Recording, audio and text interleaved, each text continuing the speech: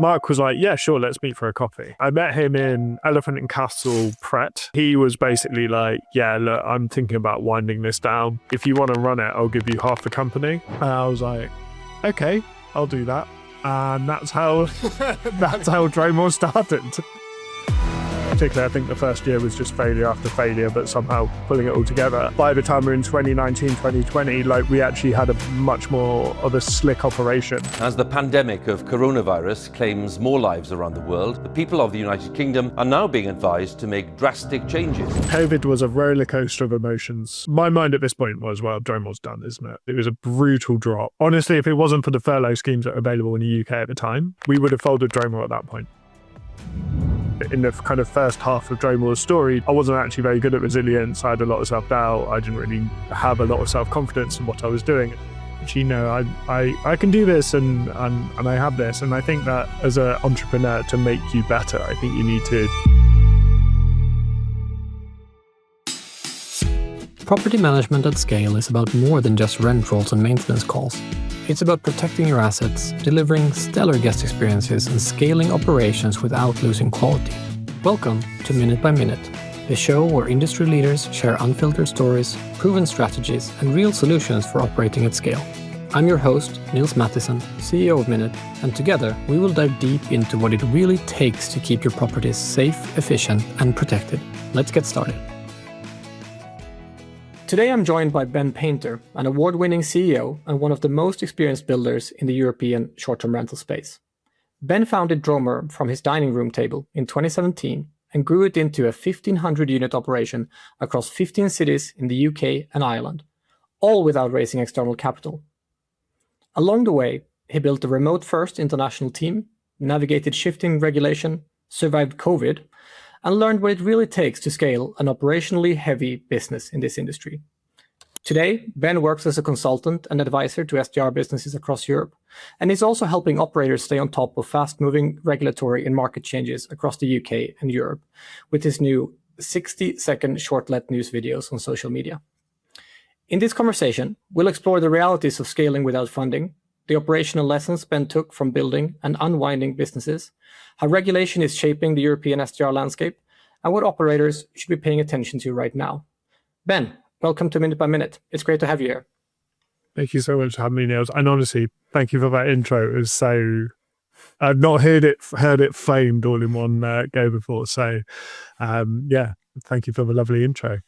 Let's start with your journey. You built Dromor from a single listing into a 1,500-unit operation across multiple countries. When you look back, what do you think most people underestimate about that kind of growth? It's kind of hard, right? I mean, I guess that goes without saying. So just for kind of the full backstory, because I think it's really important that you kind of, you understand this about me to understand kind of how Dromor came to being, because it is kind of random and fortuitous, right? Is that I was extremely bad at school. I left school with no real qualifications, left school at 16 and left home at 16. So I actually left, my first job was actually being a mechanic. And I managed to kind of get myself to a point where I ended up selling cars. And then this was when I was 18 at this point, when the recession hit. And I lost my job and I did a whole load of random things. I was like a late night radio DJ. I was a climbing instructor. I was a waiter. I was doing all loads of random things. And essentially I was just desperate to professionalize, right? But I didn't have any kind of formal, I left school at 16. So I didn't really have any kind of formal idea of how to do that. So I ended up getting a job in a estate agency. As a business development person in a estate agency, which is essentially just trawling through databases, looking for anyone who might be interested in selling or letting their property. It's a brutal job. And I did that for probably 5 years. And I was just, at the end of that, I was just, this is pretty terrible. And I do not want this to be my life. So, and I hated estate agency. So this brings me into Dromor, right? Because I didn't start Dromor. It was started by somebody else called Mark. And Mark set it up as like a passive income side hustle, right? And I was looking for opportunities within the short-term rental space because I wanted to stay in property, but I didn't want to stay in a estate agency. So I was messaging all the short-term rental companies at the time, looking for any kind of opportunity, right? And Mark was like, yeah, sure, let's meet for a coffee. So I met him in Elephant and Castle, Pret. And he was basically like, yeah, look, I'm thinking about winding this down. So, I mean, if you want to run it, I'll give you half the company and we can take it from there. And they had 7 listings at the time. And I was like, okay, I'll do that. And that's how Dromor started. So like I say, it's a completely random thing. And I think like the reason why I wanted to give you that backstory before starting with Dromor is like I had no formal education at this point of view. I'd had no job that was in any way cerebral. So the idea that then you are running a company when realistically all I knew how to do was to sell. I could sell, but I couldn't do anything else. It was probably the best way to do it.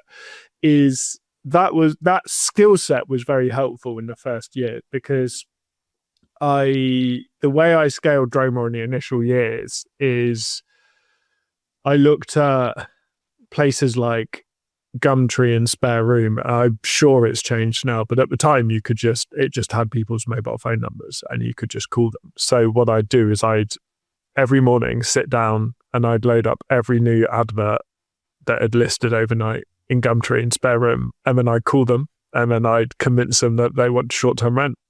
And I did that every morning, and I grew Dromor doing that from 7 listings to 80 listings. So that was in some way the easier bit because that was very similar to what I was doing before. The great irony with me, considering the space that we're in, is I am in no way an operations person. And this is where I guess the next challenges came in terms of an operation style. So yeah, actually, this initially the sales side of it I found easier than the operational side of it, up to 80 roughly. We're the opposite, you and I, because I started a company and I felt I knew a lot of operations and tech and engineering, but I had no idea how to sell.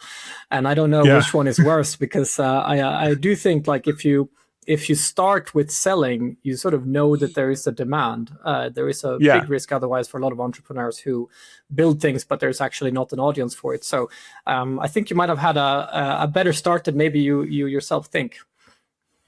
Yeah, I mean, I think to run a company, you need to be a great generalist, right? And I think that the thing is that I was selling an operational product.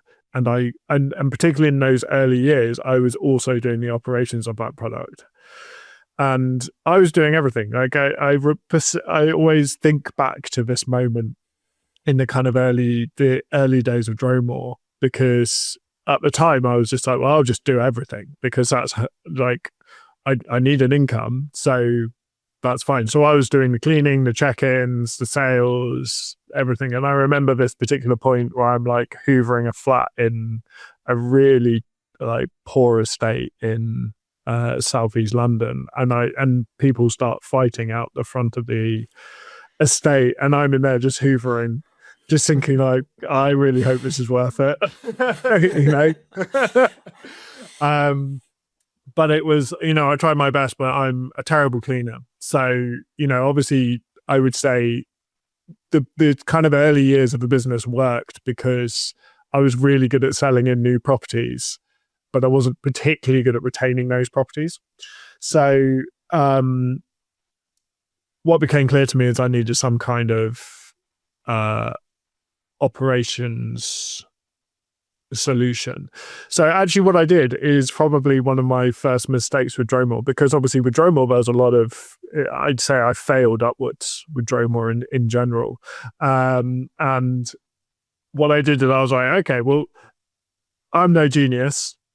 This sales element of it can be done by somebody else.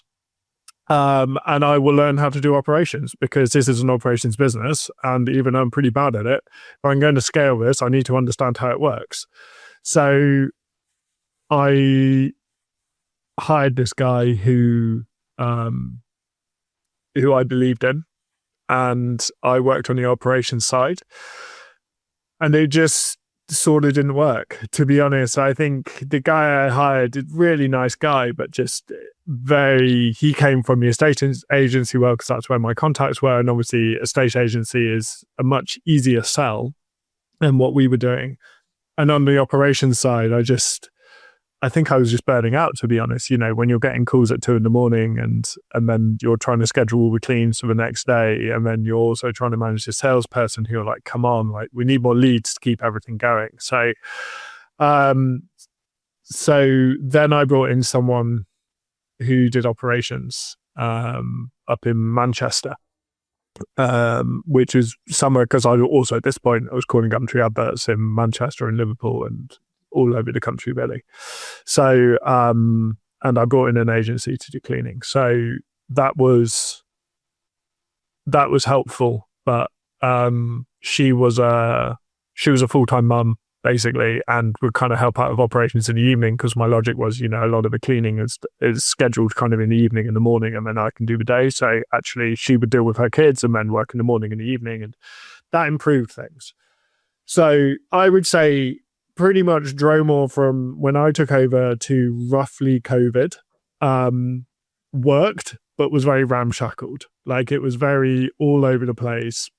That being said, you know, I still think it gave me a good understanding on how to do things. I did get better at it as things came on. Like particularly, I think the first year was just failure after failure, but somehow pulling it all together. By the time we were in 2019, 2020, like we actually had a much more of a slick operation going on, and we brought in a much better salesperson, and basically it was operations were shared in between me and this one we hired up in Manchester, and it definitely wasn't perfect, to be honest. It really wasn't, but it was.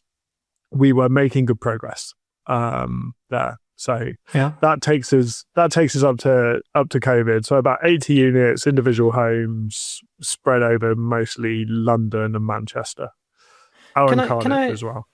Can I ask, like, so you were obviously a born salesperson, right? Like, yeah, you know, I think so. This is it's a clear talent. Like, I mean, it's very easy to see. And at those very early days, bootstrapping, not having like outside capital, you decided to instead focus on the thing that you were good at. You focused on the things that maybe were your weak side, and then you hired someone to do the sales bit. Can you talk me through that decision process? Why did you not do it the other way around? Yeah, I mean, like I said, I'm not sure if I'd do that again. My logic purely was at the time was that if I'm going to run an operational business, I need to understand how the operational side of this business works. And at the moment, I'm struggling to keep it together, and it's the big problem we had was that we were losing clients. And the hardest thing was to gain the new clients. So I was like, well, I need to focus on this element. And I couldn't afford to bring someone in who was, I couldn't afford to basically pay someone like 35, 40 grand to go and do a really good job of operations. And even then that person would be like 9 to 5, Monday to Friday. And then I'd still have to do a lot of the off stuff, rather than sales, relatively cheap, because you can bring someone in on a base salary and pay them a commission. So you can actually do it for about half the price. And when you're bootstrapping a business, a lot of your decisions come down to what's most cost effective. So my logic essentially was, I can bring in someone that's probably as good as me at this, and it essentially saves half the salary. And if they're earning a commission, then they're earning me a profit. That's it, is earning a profit. So I'll go and learn how to do the operational side. Sounds like you intuitively actually optimized a little bit for learning, which is, of course, like a very important part when you're starting a business. Yeah, I think so. I also feel like a lot of these decisions, they were almost forced by the fact that you were bootstrapping. Like, so how do you think about that now looking back? Like, would it have been easier to take on capital at an earlier stage? Or was that limitation actually helpful in taking you on this learning journey that has now made you basically an all-round expert? I mean, I wouldn't be the person I am had I taken capital, I think. It's probably a big lesson. But I think, like, in all honesty, if I think back to how I was when I was starting out, when I was 27, 28, never really done any kind of professional level of work before, the idea is someone giving me hundreds of thousands or $1 million to do this thing, even though objectively it was working and it was successful and it was profitable and all those things. It just seemed, I don't know, there was a lot of self-doubt, to be honest. I think is probably the best way to phrase it. Like, I didn't feel like I was good enough to be given that money, so I didn't really even explore it. And at the time, I kind of told myself all it would do is fast forward the process. So if I just work harder, then I can do that without having to give any money, any percentage away, and take anybody else's money and everything like that. And I think, like, if I was to do it again, I think I'd probably look to raise within the first few years. I really understand it now, but back then it just seems so unbelievably daunting. And I think as well, like, you look around as well at there's other sort of people that are in the space that have raised, you know, a lot of people are coming from significantly elevated positions. And I think, like, when you're not coming from, you know, when you haven't got a university degree or even like in, you know, education past 16, which kind of doesn't play on me now, but did back then. And you're looking at other people in the space raising where they have come out of Oxford or Cambridge. You kind of think, like, maybe I'm not the right caliber for this kind of thing. Again, like, if anyone is thinking that, that's not the right attitude. Like, that was definitely a mistake for me back then, but at the time that was my mindset. So I just kind of head down, cracked on, worked out ways that I could, I guess, be more efficient, be smarter to keep things going. And that was my main incentive, particularly in those earlier years. Yeah. So you went through, like, what sounds like very rapid expansion, but then you also saw regulatory shifts and not to mention COVID. Which phase of Dromor do you feel like tested you most as the founder? Probably COVID, because I would say COVID was a roller coaster of emotions for me. So went into COVID, and everything that we have is individual homes, right? And everything we have is stuff that we have taken from long-term rentals at this point. So obviously, when COVID hits, everybody goes, I want my property back on long-term rentals ASAP. We're taking it off you. Which, if I was in their position, I'd have done the same. Totally understand that. So my mind at this point was, well, Dromor's done, isn't it? Like, we're losing everything. I think we went from like 80 to 15 or something along those lines. It was a brutal drop. And honestly, if it wasn't for the furlough schemes that were available in the UK at the time to, like, keep paying the staff, keep paying myself, the grants, keep the business going, then we would have folded Dromor at that point. But because we did have these, then we were able to keep the wheels turning. And I remember speaking to my salesperson in lockdown and just being like, who needs us? Like, who actually needs us right now? And we were kind of looking around and we were seeing that actually there was a lot of student accommodation that was just sitting empty. And what we did was, at the time, the UK had basically you had to isolate for 10 days if you landed in the UK, but we weren't restricting flights. I don't know if you were in the country or remember this period of time in the UK where it was kind of weird and yeah, we actually went to Sweden for most of it. That was a little bit easier to live. yeah. It was kind of a weird time, right? But anyway, essentially the rules that we had to play was, like, there was something like we worked out 20,000 people landing a day at various London airports. And they all had to isolate for 10 days. So what we did is we basically called up all the student accommodation properties that we could find that were essentially within hittable distance from all the major airports. and we went from 15 to about 450 units in an extremely short period of time. And we did it on isolation stays. Basically, had to isolate for 10 days, come and stay with us, student accommodation, do your 10 days, go. We'll thoroughly clean it, had like a proper cleaning team go in, make sure it's all sorted, get the next one in. And that was what bounced us back. So, yeah, that was a huge turnaround. I remember seeing this stat a year after lockdown, and it was like, you must have these stats where they basically show your like year-on-year growth, and you can see like compared to April last year, you have grown this amount of percentage. I remember it seeing like 4,000% growth. Oh wow! I've never seen that in the difference. Obviously, it was just that 1 month, but it just gives you an idea of kind of where we were to where we went, just because of kind of this idea and this niche that we noticed at that point. So we unfurloughed everyone and fully committed to that strategy, basically, during COVID. So yeah, that's what got us through. And then coming out of COVID, that's where we put our focus in. We put our focus into student accommodation and build to rent stays, and went into essentially managing entire buildings at that point onwards. So it's a new business. It's almost like a new business again. Yeah, it was very strange because it kind of ended and then restarted, but there was never a start and an end. But it essentially did, yes. Yeah, you're very resourceful, I must say. Thanks. How did these experiences, which are quite extreme, I mean, this is like, even for an entrepreneurial journey, which are like, they're often with ups and downs, like this is a quite extreme one. How has that changed how you think about resilience and leadership? Almost now, if I'm faced with a problem, I just crack on. Like, it almost doesn't matter what it is.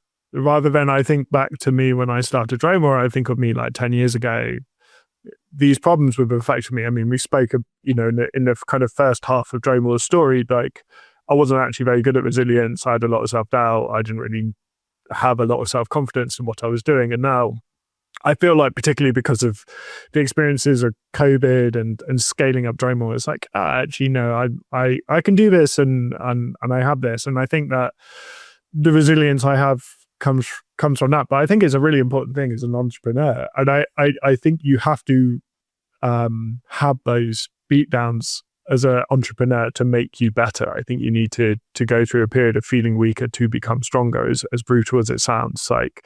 Because I think if I hadn't, this is why I said at the start, like, I think if I'd have raised money straight away, I just wouldn't have been as like well-rounded as an entrepreneur as I am now, because it wouldn't have taught me those difficult lessons. And maybe it would have done in a very different way. But I only know the story I've had, right? So, but I've heard a lot of people having analogs, a little bit like your moment when you were cleaning the or hoovering in an estate with a fight outside, and you might have been wondering, like, is this the best use of my time? I feel like a common theme when I speak to property managers is that they have gone through that, right? Like, they've started and then they've taken on one problem at a time, and then they have this moment where they are cleaning a toilet while something else is happening, and they realize that at that point that there is a better way to do this, and you sort of like almost like graduate to the next step, and you start thinking about operations and management more in systems maybe than in individual tasks that needs to be done. Yeah, I get that. I totally get that. And so nowadays, you are working as an advisor to SDR businesses across Europe. What are the patterns you see that are repeating a bit like this one, where operators are trying to scale from a few units to maybe hundreds of units? Where do founders get stuck? I think it's interesting because I thinking back at kind of the Dromor days, there were like definitely levels that people get stuck at. So you'd almost get to like 15, 20 units, and then you suddenly realize that you can't handle guest communications or scheduling cleaners or something like that. And then you might get to 80 units and you realize that you actually need to invest in a bit more of an operational team. You don't have the overheads and that's a blocker, or you need to spend more on advertising to keep it all working. And these were like the traditional blockers. I think now it's really interesting because we're in a period of time where AI is removing a lot of those blockers. And so I think it comes down to people being able to plan for regulation, because I think the reality is that when I started, there was, I would say, light touch regulation. We had the 90-day limit in London, but like the regulation wasn't really there, and it was kind of essentially a free market to operate within, which you can argue for and against, but it allowed us to grow at the rate that we grew at. And then our barriers are very much operational. I think now the challenges are more on getting the units in the first place, and you need to make sure, particularly anyone operating in the EU past May needs to make sure that the units that they're bringing on are in fitting with regulation and have the right licenses. And I think if you're a small operator starting today, that's a huge challenge. Definitely the journey that I took to get here, you couldn't take again, I feel, or you could, it would be considerably harder. But on the other hand of that, you have all of this AI tools that allow you to, outsource maybe like 92% of your guest communications to AI bots, as long as they're set up correctly. They will do a lot of the heavy lifting for you, and a lot of the description writing and a lot of the just general operations. You can solve a lot. And I think a lot of stuff is, speaking to other founders in the industry, a lot of the stuff that's coming down the track will remove even more of those barriers. But then, I think the shift has changed slightly to those new units. So if I was a new founder in the space now, like that, I'd be working out how to actively solve that issue in the most efficient way possible, without spending about €1 million on Google advertising. So I think that's a big challenge for people at the moment. I really hope it doesn't change the industry. We were talking before we were recording here about like how the industry has traditionally had quite low barriers to entry. So people who have a bit of hustle and a big dream can sort of get started and almost learn as they go. And I really hope that like with all of these new regulation that is coming, that it doesn't stop people, because I do think like it's a special industry because of all of the entrepreneurs and because of all the people who are doing this for the first time. But then on the other hand, you got the AI, as you're saying. So what is the net? Is it going to be easier or harder than before? I genuinely really don't know. I think it's really interesting. I totally agree with you. Like I think we're very lucky to operate in a very special industry. Like I've never known an industry so friendly. You turn up to these conferences and it's just like a load of friends that just all happen to sell to each other. And it's great. I think we're so lucky to operate in that space. And I think all the people that are established in this space at the moment are realistically those kind of naive hustlers at the start, kind of trying to make their name somewhere in the industry. And those people have grown up to, run the companies or be high up and working in the companies and everything like that. And I think that's helps make it a really interesting, unique space, because we are, whichever way you cut it, we're a bunch of characters in the short-term rental space. But I think one of the themes that's happening at the moment, I think we're starting to see it in the US, and I think it will come to Europe, is there's a very definite professionalization of the industry. There is a lot of the bigger players are starting to hoover up the smaller players. And I just think this is the natural order of things, and this is how things are going to happen over time. But I think with that, these companies will become more corporate.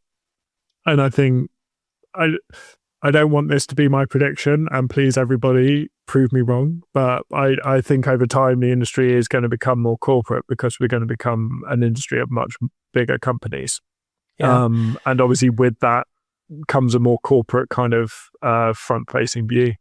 Yeah, I don't think you're wrong, and I like if you zoom out and you think about like Airbnb in 2010, say, if you rented a room, you probably paid a lot less than you would have for a hotel room, but it probably also wouldn't be up to the same standard as today, right? It probably wouldn't be that clean. There might be some hair in the sink and some food in the kitchen still, and that was the expectation. So you would still give it 5 stars, right? But then over time, like I feel like the bar has gone up and up and up to the point where it's very hard to get away with not having professional cleaning and all of the amenities and your licenses, etc. So I think that has made it a bit harder to get started. And if it's hard to get started, you get fewer new entrants, and sort of the equilibrium of like new entrants versus like the bigger players, it changes a little bit, and you do get this movement towards larger companies. But then on the flip side, we see this, and I think Airbnb has shared this, that like actually the average rating that a guest will give to a short-term rental actually goes down after a property manager manages more than 100 properties. And so there are dynamics in the other direction, but I'm not taking the other side of that bet. I think you're right. No, but I think also just kind of on that point is that I think it's a bell curve, right? You know, back in the 2010s when Airbnb first started, I'm sure we were both the same because we ended up founding companies in the space, but it's so excited by the concept. And Airbnb in those early days was all about kind of cool, unique spaces, right? So we were more than happy to go and stay in some ramshackled apartment in Barcelona or Paris or something that wasn't perfect because we're staying in someone's home and it's like we're part of a neighborhood. And if you're passionate about travel, that's so much cooler than a hotel. And I think you're willing to take the rough with the smooth when it is that. And I think now, you know, like my parents, my wife's parents use Airbnb almost as a default, and they've come from booking corporate hotels. And I think they're going to expect a very different standard, you know, to anyone who's passionate about travel, right? They definitely want ease and convenience and professionalization. And I think this is why we're seeing the changes with Airbnb, because it's actually just where their clients have gone, to be honest, and they've had to change with it. And I know they're squeezing hosts at the moment, but I can see their logic behind why they're doing that, and the sort of matching to be more of a kind of hotel player, because that's the kind of clients they have now. It's all part of the same client base. So I think that is the big change, and that's why a lot of properties now need professional management. Even though, as you say, the rating goes down, but you need professional cleaners, you need proper insurance, you need all the correct kind of linens and towels, and you essentially need to run a hotel style service within an apartment to be anywhere near competitive now. Yeah. Are there areas where this sort of professionalization and maturation of the industry, if you will, where we're still a bit behind? Like are there areas that are still developing very quickly? I think you've always got something in if you've got something unique. I think that you've always got an outlier there. You know, if you are, I can't really think of any examples off the top of my head, but if you only specializes in properties up mountains or on the sea, or you operate out of some tiny little village in Cornwall, you know, you're probably fine. I think in the same way that, you know, in most industries that professionalize, you can always find like the individual outlier, right? But I think my overall view is it's coming, and the operators should plan for it. And, you know, I think being there saying, no, we're going to be the ones that ride the wave, and we'll be the ones buying other companies. You know, like realistically, you're probably going to be bought by someone who should try and work out how to make yourself most valuable for when that conversation happens. I think if I was an operator in the space now, that would be where my head is at. Even if it doesn't happen for the next 5 years or so, like I'd be working out ways that I can increase the value of my company in case someone comes knocking. Yeah. Do you find that operators understand this, or are they still not quite preparing for it? I guess probably not. I'm sure some do, but probably not the ones that I'm in contact with, to be totally honest. And I think partly because it's happening more in America. Like we don't really see it. That there aren't any big stories coming out of Europe that I've seen that are around this. But the Mint House Casa deal that happened a few weeks ago is a really good example of what's happening in the US. And that, like everything, whether we want to admit it or not, what happens in the US will eventually come over here. So in my mind, there isn't an obvious Casa in Europe at the moment, but we know that there are companies definitely here in the UK that are growing by acquisition. And I think they'll just get more and more and more aggressive. Yeah, Casa is a standout. I mean, we work with Casa, and I must say, like, it's one of the best organizations that we've had the pleasure to work with.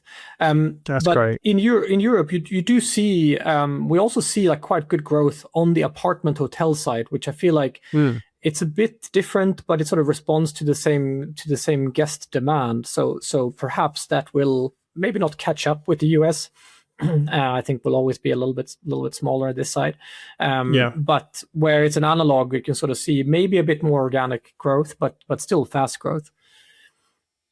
Yeah, I think so. And obviously a lot of city centers in Europe, like these, I guess like the US term is multifamily, but like these types of buildings have existed for decades and decades and decades. So I think, if I travel, to be honest, like I always try and book an Airbnb, but I do really like an apart hotel. It's like my go-to type of property if I can go for it. So I think, obviously that's very anecdotal, but I think it's a very good way of operating, because I think what COVID taught a lot of people, whether they still think it or not, is that hotels are limiting. And if you want to, particularly if you're traveling for work, right, and you've got your £30 voucher to go and sit in a chain restaurant on your own, like it's just depressing, right? Rather than you could go and go to the local supermarket and make some food for yourself, or you get a takeaway or whatever. Like, but you have a much nicer environment to do that in. And I think actually apart hotels have that nice middle ground of you don't get the inconsistency with Airbnbs, but you have far more amenities than a hotel. But I would also argue with the professionalization of Airbnbs is that Airbnbs are a lot more consistent now than the reputation might suggest, particularly within corporates. So having seen all of this, right? Like if you put yourself back in the shoes when you first got started with Dromor, what would you do differently in the first year? I guess I'd probably try and go for aggressive growth, because I think the industry was so small then. I mean, I started 2017 with Dromor. So you still had the kind of big boom days ahead of us in terms of particularly money raising, in terms of like Air Sorted and Hostmaker and companies like this.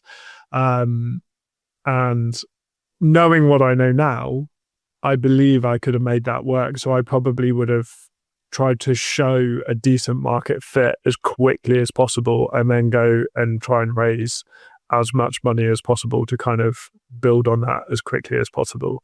Because I think, as you say, knowing as I know now, that was the Goldilocks window of time to do that in. And I think just not be greedy. I think Hostmaker raised with a 38 times multiple. And obviously one of their raises, like not all of them, but one of their raises was that. And then they're obviously no longer with us. So I think like not be greedy with it, be measured. But yeah, that's what I would do, because I think that was a great time to be operating in London and Manchester and kind of those kind of major cities in the UK, and the economics of it worked incredibly well. So there was definitely kind of the glory days, and in some ways I felt like I was spending so much time trying to work out how to do it that I missed out on that Goldilocks period. And then just as I was like getting the hang of actually what I was doing, it was a bit too late. So yeah. We didn't understand it was the golden days while we were in it, and I think maybe we'll look back at this time with like AI and everything that's happening in a different light. Finally, sort of last question, we always ask, what's the craziest thing that's happened to you when scaling your SDR business? That is such a great question. I think like the thing that's crazy for me is it's just who you end up in the room with, right? Like, so within 2 years of starting Dromor, we got approached to run an apartment that was owned by a head of state. And I remember being in this apartment, which was huge, amazing palatial place in the centre of London. And all of this country's royal family hand-painted pictures all over the walls. With all the kind of people representing the client there, and just thinking like, how on earth do you insure against this? Like, you know, I think like we'd had a party in an apartment the night before or something like that, and I was just sitting there like, there is not an insurance product that we're protecting against this, right? Which I know is a really boring thing to think in that situation, but I just think like I think particularly property, particularly London, particularly entrepreneurship, the people that you can end up in a room with and the connections you can make and the opportunities that you can form are genuinely world class. And yeah, so I mean, I can obviously talk about crazy stories in terms of like silly things that guests have done, but like everybody's got those stories. But like, I think just for me, it's just the opportunities that it has allowed me to take and the kind of social mobility that it has allowed me, for me, is just crazy. And if anybody is on the fence about starting their own thing, that I think is worth more than any degree. Even if it doesn't work, do it for a few years and you'll be in a way better position than when you started. So yeah, I'd say that's what I think to that. That's experience talking. Amazing closing words, Ben. Thank you so much for joining us. It's been a pleasure having you. Well, thank you so much for having me. It's been an absolute pleasure talking to you. Thank you for listening to Minute by Minute. If today's episode gave you fresh insight, be sure to subscribe on Spotify, Apple Podcasts, or YouTube. Share this episode with your team and follow us on social media to continue the conversation and exchange your own operational stories. To learn more about privacy-first property protection, visit MÉNUT.com. Until next time, make every minute count to maintain your property's safety.